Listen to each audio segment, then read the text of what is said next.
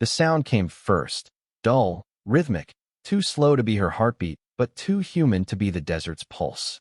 Then came the weight. Sand poured over her face like liquid stone, sliding into her mouth, pressing against her eyes until the world turned black and breath became calculation.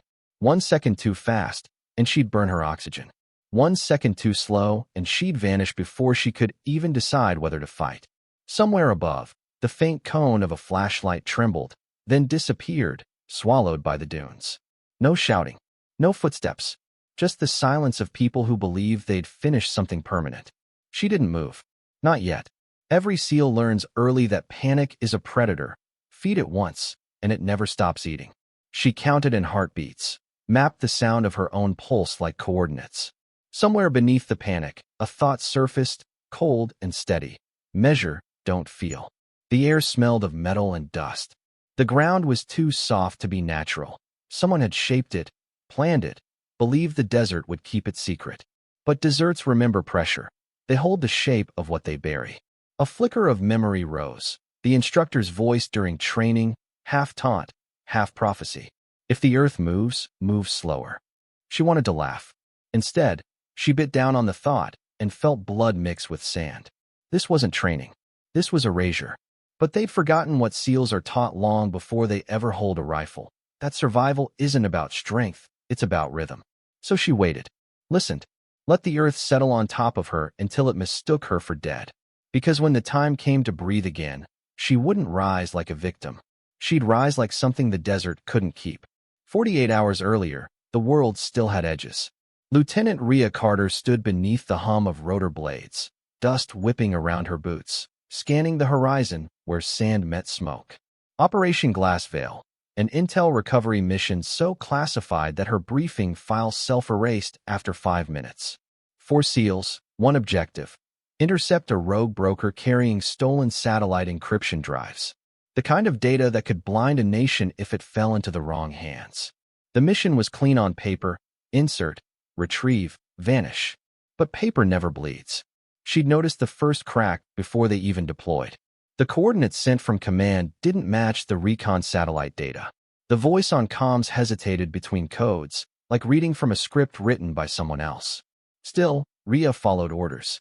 That's what SEALs do. They trust the system, even when it stutters. Nightfall came quick. The desert shifted from gold to iron. The team advanced in silence. Coleman on point, Reyes watching rear, Madsen covering east. When the first round of fire cut through the dark, it wasn't from insurgents. It was from the vehicles they'd shared extraction with. No warnings. No friendly lights. Just betrayal dressed in familiar uniforms. Coleman went down first, his radio still transmitting static pleas. Madsen's body vanished in the sandstorm, Reyes in the flash of a grenade that didn't belong to their side. Rhea fought until the sound in her ears wasn't gunfire anymore, but pressure, like the world collapsing inward. Then hands, plastic cuffs, a needle. Darkness. When she woke, she was tied to a steel chair inside a concrete cell that smelled like oil and brine. A man wearing American boots asked her for a name that wasn't hers. When she demanded to speak to command, he smiled. There is no Operation Glass Veil. Later, when she screamed coordinates into the broken comms strapped to her wrist, there was no response. Command had gone dark, not jammed, not silent, just absent. And that was when she understood the real mission wasn't about recovery, it was about disposal. She'd become the intel, the loose end, and the desert, as always, would handle the cleanup. The world beneath the sand had no light, no sky, only pressure. Every inch of it pushed down like time itself, slow and merciless. Rhea's lungs begged her to breathe faster, but she knew better. Panic kills quicker than bullets. She forced her body still, counted her pulse like numbers on a watch face. The SEAL instructors had called it the graveyard drill, a ritual of control. They'd bury recruits in shallow trenches, lock them in darkness, and whisper through comms. Your lungs will panic before your brain gives up. Trust the math, not the fear. At the time, it had felt cruel. Now it felt prophetic. She tried to imagine her surroundings, not as a grave, but as a map. The soil was coarse, mixed with gravel, not compacted enough to crush her outright. That meant air pockets, small, invisible miracles. Her left boot brushed metal, a calm wire, thin as hair. She angled her knee, reached down, and felt for the edge of her knife. Every movement risked collapse, but stillness was a slower death. She cut the wire loose, bent it between her teeth, and shaped it into a hollow tube. It wasn't much, but it might mean another 10 minutes of air. 10 minutes to think. Above her, faint vibrations echoed, engines idling, doors slamming, laughter carried by sand. They were celebrating. She pictured their faces, the certainty in their voices when they said no one survives this kind of burial. She almost pitied them. SEAL training rewires what fear means. Fear becomes feedback, nothing more. She closed her eyes, visualized the pressure patterns shifting as vehicles pulled away. The ground trembled, then steadied. Silence again, the kind that hums in your bones. Now she moved, not with frenzy but precision. One hand pressed upward, loosening soil an inch at a time. Her breath came shallow, steady, a mechanical rhythm she'd memorized years ago. The tube fed her enough air to cheat death's timing. The trick was to never fight the earth, only persuade it. She shifted, paused, repeated, feeling the sand lose its grip grain by grain. When her fingers finally found cold air, she didn't gasp. She waited, listening to the desert breathe above her. The world thought she was gone. Good. That was the only advantage worth having. Being forgotten just long enough to return. When the surface finally gave way, it wasn't a burst of victory. It was quiet, almost reverent. Ria's fingers broke through first, then her arm, the skin caked in mud and blood. The night had turned blue, a thin horizon of cold light painting the dunes like bruises. She pulled herself out one breath at a time. No gasping, no cries, just the slow emergence of something the earth had tried and failed to keep. Her body trembled, not from weakness, but from recalibration. Every cell reprogramming from prey to purpose. The desert spread out around her, a wasteland of silence and half-buried secrets. She scanned the terrain, noting patterns, boot prints too close together, tire tracks veering south, and there, 20 paces away, a shallow depression marked by disturbed sand. A false grave. Her gear. They'd buried it beside her as a joke. She dug it out with methodical care. A combat knife, a half-charged comm beacon, 2 grenades, and a mine, its casing cracked but functional. Mockery had given her back her tools. The comm crackled when she tried it. Static, faint and distant, but enough to tell her the frequency still lived somewhere. She adjusted the dial, heard fragments, her own name, coded coordinates, then nothing. They'd moved on, assuming the desert had finished their work. Good. Let them believe. She set the mine, reversing its pressure plate to face upward. Every movement precise, rehearsed. When the first pair of headlights appeared on the ridge, she lay flat, heartbeat sinking to the desert wind. Voices drifted closer, mocking, careless. The mine answered with thunder. Sand erupted, fire bloomed, and the night swallowed 2 of her captors before they understood what had happened. Ria rose slowly, eyes steady on the distant convoy lights fading into the horizon. She moved toward them, not running, not hiding, but walking like a memory the desert would regret remembering. Each step gathered momentum, fragments of intel, pieces of herself. The fear was gone. The hunted had become the storm. The airstrip shimmered in the desert heat, an illusion of salvation. Rusted hangars, an old control tower, and the faint pulse of a satellite uplink cutting through static.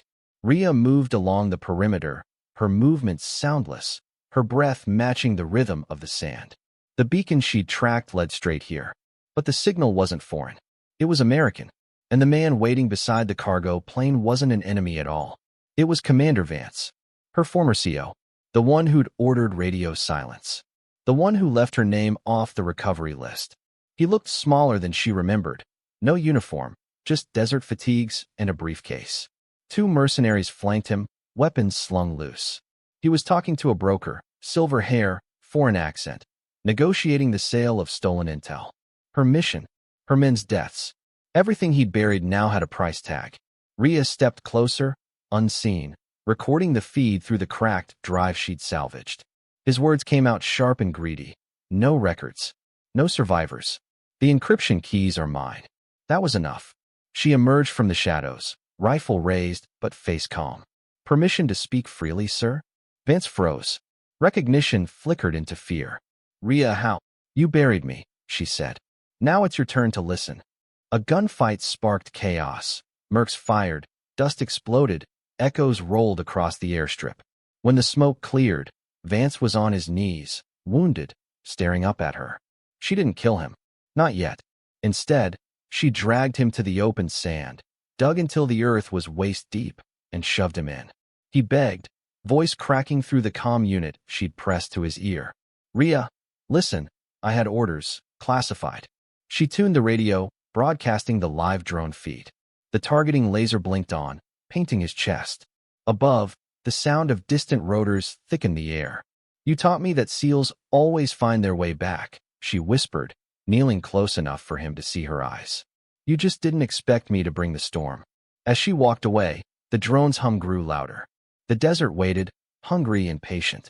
Justice, in this place, didn't wear medals. It buried them. The desert was still burning with the echo of the drone's strike when Rhea knelt beside the shattered briefcase. The hard drives inside were cracked, charred, but not dead. SEAL training had taught her one thing. Systems break, but code remembers. She pulled a multi-link cable from her vest, tethered it to her beacon, and began the upload. Each byte that pulsed through the uplink was a resurrection. Somewhere across the world, deep beneath Arlington Command, a silent alarm flashed to life, an ID tag long marked Kia. The room went still. Operators leaned over terminals, blinking at the impossible data stream. A voice broke the silence. We're getting a ping from Lieutenant Rhea Carter. That's not possible. Screens flickered with a map of the Yemeni desert, coordinates burning through the static haze. Patch the feed, another officer ordered. Get her out of there. Back in the desert, Rhea's beacon began to blink, slow, steady, like a heartbeat rediscovered. She looked up at the faint shimmer of stars overhead, the horizon bruised with dawn. The sound came next, low, distant, mechanical. Helicopters. Real ones this time. The kind that came for ghosts the world wasn't supposed to remember. She stood, dirt streaked across her face, blood dried along her sleeve. The storm she'd brought had passed. All that remained was the quiet aftermath of survival. As the extraction team descended, dust spiraling around her like a halo of grit and light, she didn't raise her arms or shout. She just stared into the wind, eyes steady, heart slow. When the rescue officer jumped down, shouting her name through the roar, she barely nodded. Her voice was calm, measured, the same rhythm she'd used underground. Told you, SEALs always find their way back.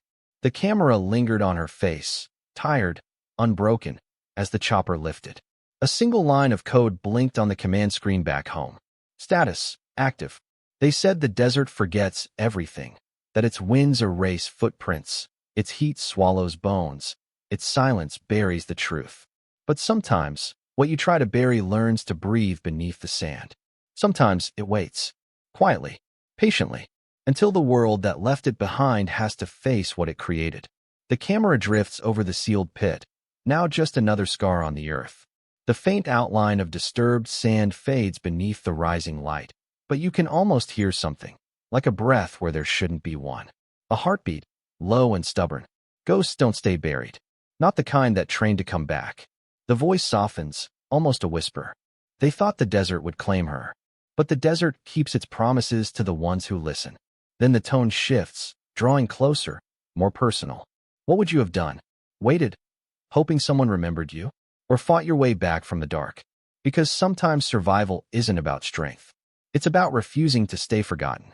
A pause, then the closing line, steady as her pulse monitor once was. Tell me below, would you have made it out?